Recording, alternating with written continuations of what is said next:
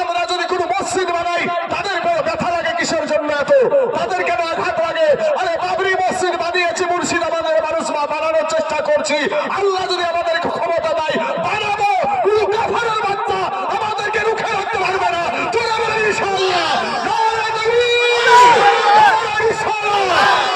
বাবা যারা সোনা মানিকেরা, আমরা মুসলমানের বাচ্চা, আমাদের হাতে বন্দুক নাই, বড়বাড়ি নাই, আমাদের হাতে পিস্তল নাই, আমাদের হাতে কোনো অস্ত্র নাই, আমাদের প্রশাসন নাই, আমাদের আছে আপনার রাস্তার পাথর, আমাদের জন্য আছে। কথা বলে ঠিক না নাকি? ইয়া রাসূলুল্লাহ, নারে তাকবীর, নারে তাকবীর, নারে রিসালাত, নারে রিসালাত। মাসলাকে আলা হযরত উলামা আহলে সুন্নাত মাওলানা তাইজুল ইসলাম সাহেব, নারে তাকবীর, নারে রিসালাত। আমাদের বাবাজি ওয়াকফ সম্পত্তিকে নিয়ে ওদের বাবাজি মাতোয়ারা হয়ে গেছে ওরা, আর আমাদের কিছু দালাল মৌলবী শীতে নেতা হয়েছে, বুঝতে পারলেন না? আমাদের কিছু দালাল মৌলবী নেতা হয়েছে, আরে মুখে ঠাটা পড়েছে ভাই, এই দালাল মৌলবীদের মুখে ঠাটা পড়েছে। তুই কবরে যাইয়া দেখ, বাঁশের লাঠি রেডি। এই কথা বলে ঠিক হবে? ঠিক। শুধু পাবলিকের দোষ দিলে হবে না, মৌলবী বিল্লি কি একবার জান্নাতি হয়ে যায় নাকি? হ্যাঁ, ৩,০০০ টাকা ভাতা পেয়ে দালালি করবা? এই আপনাকে বলেনি যে এই ওয়াকফ সম্পত্তি নিয়ে যদি এই গুলোগুলি বেশি করো তাহলে সবচাইতে বড় দুশ্মন হব আমি, এই কথা বলেছে না বলেনি? এই হাত উঠিয়ে বলেন, বলেছে বলেনি? বলেছে। অথচ তার দালালি করে আমার মৌলবী, তার দালালি করে মৌলবী। এই বাবাজি জিন্নাত পড়ের একটা মেহবুব মুর্শিদ আছে, সিদ্দিকুল্লাহ চৌধুরী আছে, এদের মুখ দিয়ে একটা কথা বের হচ্ছে না। কারণ কি? এই ওয়াসিম সরকার একটা গান করা ব্যক্তি, গাইনিয়া মাল। এই গাইনিয়া মাল যার পেটের উপর পা তুলে দিলে ঠিকভাবে আউযুবিল্লাহ আবার হবে না। ও কি বলবো আপনাকে, ওই ব্যক্তি বলছে যে কোরআনে নাকি লেখা আছে যে যেখানে কাফেরদেরকে পাবা সেখানে মেরে ফেলো। এ বাবাজি, আটলান্টিক মহাসাগরের নিচে হীরামণি মুক্তা পাওয়া যায়, আমরা জানি, আমরা সকলে শুনেছি যে নদীর নিচে হীরামণি মুক্তা পাওয়া যায়। তো আটলান্টিক মহাসাগরের নিচে যেতে সময় লাগে 10 মিনিট। কয় মিনিট? 10 মিনিট। নিচে যেতে সময় লাগে 10 মিনিট, আর আসতে তাহলে কয় মিনিট লাগবে? 10 মিনিট। ধরিলেন 10 মিনিট, তাহলে 10 কত? এখন ওই হীরামণি মুক্তা নেবার লোভে যদি আমি গিয়ে আমার মতন তাইজুল ইসলাম বা হাজী সাহেব যদি মনে করেন তো একটা হাজী সাহেব মানুষ, বা আমি যদি মনে করি আমি একটা বক্তা মানুষ, তাইজুল ইসলাম মৌলবী মানুষ, আমার আর কি হবে? লাখটাকে ধরিয়ে যদি তুলে মারি ডুব, নিচে যদি হীরামণি মুক্তা আনতে যাই, মরবো না বাঁচবো রে ভাই? পটল তুলবো না, তুলবো না গো? আরে আটলান্টিক মহাসাগরের চাইতেও গভীর হলো আল্লাহর কোরআন। এই কোরআন বাবাজি আমার কথা নাই, আপনার কথা নাই, পৃথিবীর কারো কথা না, এই কোরআনটা হলো আমার আল্লাহর কথা। জোরে বলেন সুবহানাল্লাহ। এই গান করা মাল ওয়াসিম সরকার বলে কোরআনে নাকি আমাদের এইরকম মন্তব্য করা আছে। হারামখোর, ফকিন্নির পুত। ব্রাদার ইসলাম মুআজ্জাজ সামিন ইকরাম, বদরের প্রান্তরে সাহাবীদের হাতে তরবারি ছিল না, খেজুরের ডাল ছিল। কি ছিল? ওই খেজুরের ডালকে আমার আল্লাহ তরবারি বানিয়ে দিয়েছিল। জোরে বলেন সুবহানাল্লাহ। কাফেরদের সৈন্য ছিল বাবাজি 1 লক্ষ, আর এইদিকে মুসলমানের সৈন্য ছিল মাত্র 313 জন। কতজন? তোর মতন ওয়াসিম সরকারকে আমরা কিছু মনেই করিনি। কি বা তোর মতন শুভেন্দুকে আমরা কিছু মনেই করিনি। তুই যদি একবার যদি জয় শ্রীরাম বলিস, আমরা 40 নারায় তাকবীর বলতে পারি, কিন্তু তোদের মতন বেয়াদব না আমরা। ঠিক না? ঠিক ভাই? ওদের মতন বেয়াদব না।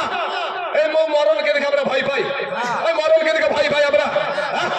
আরে আজকে মরে গেলে যদি আমরা কোরআনের জন্য, নবীর জন্য, ইসলামের জন্য, আল্লাহর জন্য, হকের জন্য যদি জীবন দিতে পারি, আমরা হব শহীদ মওত। আর শহীদ মওতের জন্য আমার আল্লাহ ডাইরেক্ট জান্নাত রেখেছে।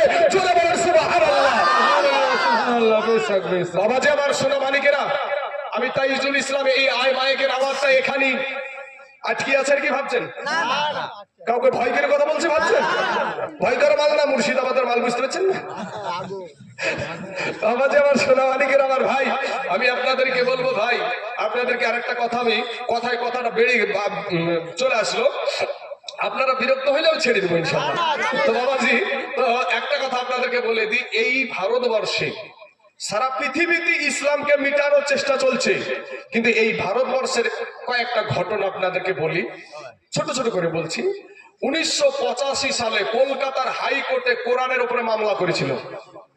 কোরআনকে ব্যান করার জন্য শীতাল সিং নামে একজন ব্যক্তি কোরআনের পরে কলকাতার হাইকোর্টে মামলা করেছিল।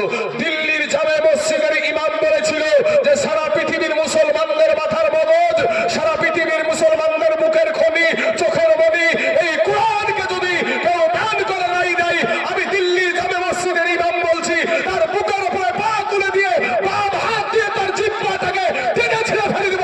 সুবহানাল্লাহ।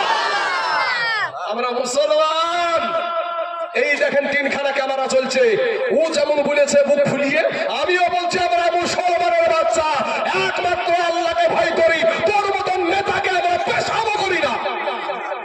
ওকে পেশাব করার টাইম আছে আমাদের? পেশাব করার টাইম আছে? ভয় লাগে আপনাদের? ব্রাদার ইসলাম মুআজ্জাজ সামির কাপ কোরআনকে নিয়ে বাড়াবাড়ি। সেদিন বাবাজি কলকাতার হাইকোর্টে যখন এই বিচার উঠলো, তখন জজ সাহেব বলেছিল এটা সংখ্যালঘু মুসলমানদের ধর্মগ্রন্থ, এই কোরআনকে ব্যান করার কোনো আইন ভারতবর্ষের সংবিধানে নাই, অতএব কোরআনকে ব্যান করা যাবে না। কোরআন ব্যান করতে পারে নাই, কোরআনকে মিটাতে পারে নাই, তারা মিটে গেছে, তারা মিটে গেছে। ব্রাদার ইসলাম মুআজ্জাজ সামির গ্রাম, এরপরে তাদেরই বেতাত্তা এসে ভর করলো 2021 সালে, আজ থেকে 4 বছর আগে। আজ থেকে 4 বছর আগে উত্তরপ্রদেশের আপনার ওয়াসিম সরকার রেজভি নামে একটা, এই গাইনেটার নাম ওয়াসিম সরকার, কিন্তু এই যে গাইনের কথা বললাম ইও কিন্তু ওয়াসিম সরকার, কিন্তু 2021 সালে আপনার ওয়াসিম সরকার রেজভি নামে কোরআনের 26টা আয়াতের উপরে মামলা করেছিল। ভারতবর্ষের সবচাইতে বড় আপনার আদালত সেই সুপ্রিম কোর্টের জজ সাহেব বলেছিল, যখন বিচারে উঠলো তো জজ সাহেব বলেছিল যে সারা পৃথিবীর মুসলমানদের এই ধর্মগ্রন্থ, সংখ্যালঘু মুসলিমদের এই কোরআনকে, এই আয়াতকে বাদ দেওয়া এটা ভারতের আইনের সংবিধানে নয়, অতএব এটা করা চলবে না। তুমি এই কোরআনকে অবমাননা করে তুমি মুসলমানদের কলিজায় আঘাত দিয়েছো, মুসলমানদের রক্তক্ষরণ হয়েছে, মুসলমানেরা কষ্ট পেয়েছে, এই কষ্ট পাওয়ার কারণে এবং ভারতের সুপ্রিম কোর্টের মূল্যবান সময় নষ্ট করার জন্য তোমার 50,000 টাকা জরিমানা। ও ব্রাদার ইসলাম, কোরআনকে মিটাতে পারে নাই, ওর 50,000 টাকা জরিমানা হয়েছে। ওই জাহান্নামের কুত্তাটা ধর্ম পরিবর্তন করে এখন হিন্দু হয়েছে, এখন হিন্দু হয়েছে, কিন্তু সে আমাদের মতন সুন্নি মুসলমান ছিল না, সে ছিল শিয়া মুসলিম। কি ছিল? শিয়া মুসলিম। তাহলে ওই তারই বেতাত্তায় সে ভর করেছে এই ওয়াসিম সরকারের। আবার বলছে আমার বেলডাঙ্গা দিয়ে যাওয়ার জন্য, আমি বহরমপুর দিয়ে যাইতে আমাকে নিষেধ করছে, মুর্শিদাবাদ দিয়ে আমাকে যাইতে নিষেধ করছে পুলিশেরা। আরে ভাই, আমরা বক্তা পশ্চিম বাংলাতে সকালবেলাতে বিহারে যাব, আমার কোনো পুলিশ টুলিশ কিছু দরকার হয় না, একটা ড্রাইভার আর আমি চলে যাই।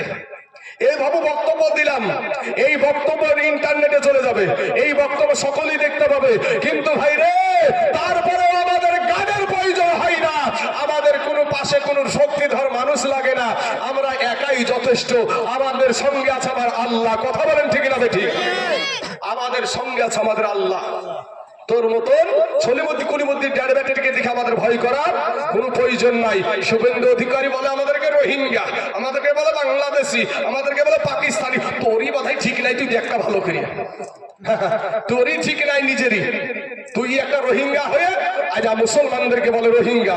মুসলমানেরা বাবাজি ভারত অন্য দেশ থেকে এই দেশে আসে নাই, মুসলমানেরা এই দেশ থেকে বাইরে দেশে গেছে, কিন্তু বাবাজি আমার দাদা রাই চলে গেছে বিনিময় করে বাংলাদেশে, বিনিময়ের সময় আমার দাদারা গেছে, কিন্তু ভারতে আসে নাই।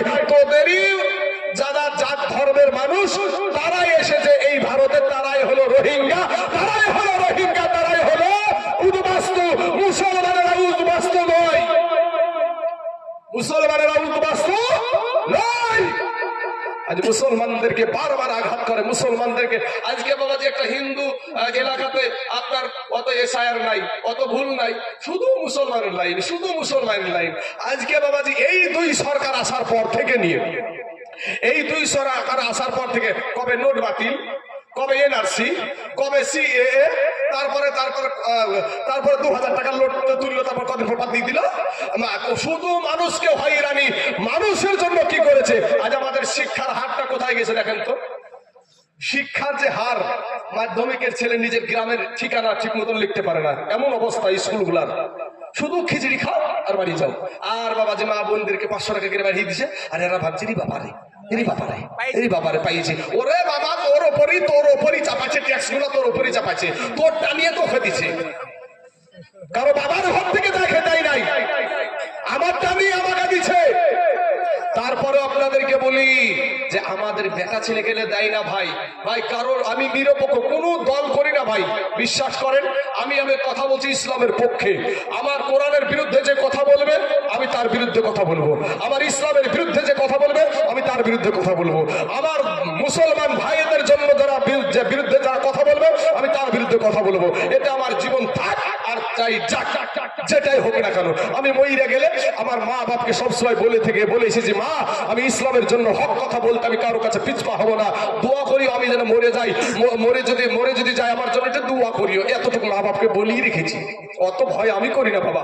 তো শুনেন, আজ আপনাকে বলেছিল যে কোনোদিনও আমি থাকতে এসআইআর হতে দিব না, এই কথা বলা আমাদের মাননীয় সাহেব বলেছিলেন না, বলেননি?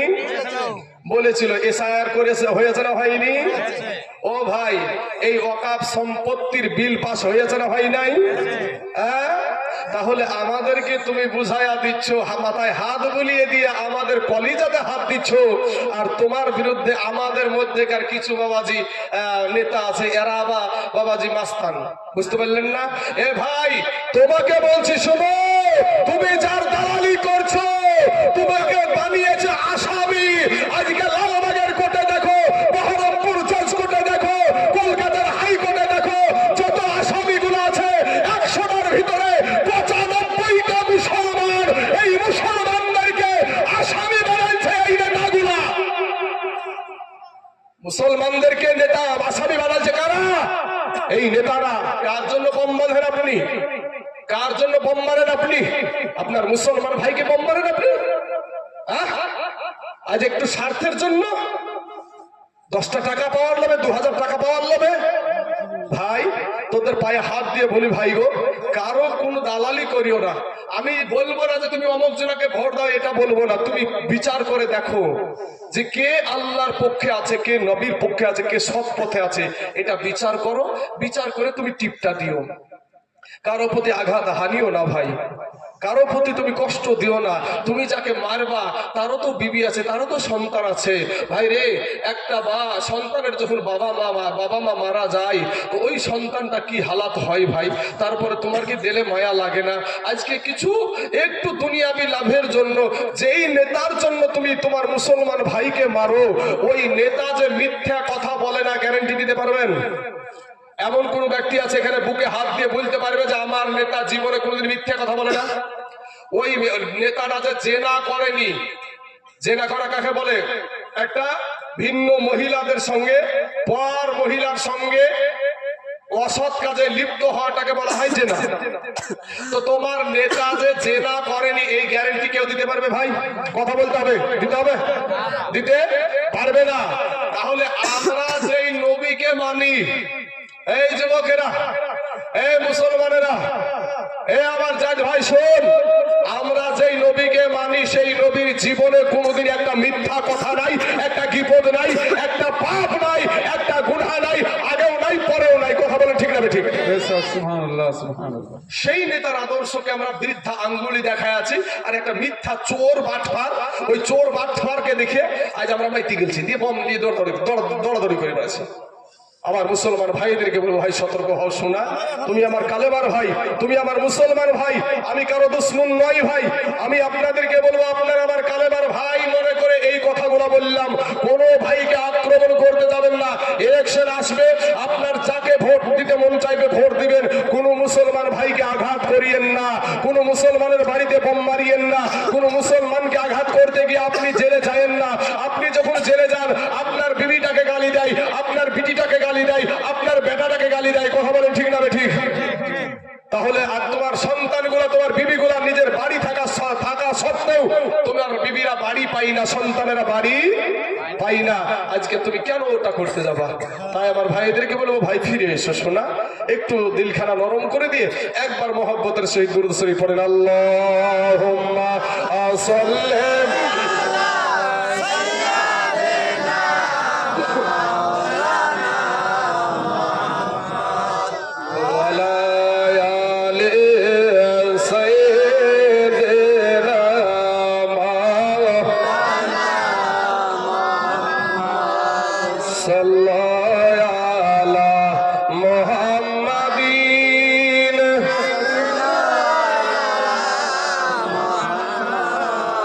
हरदम ज़बान से निकालो पाक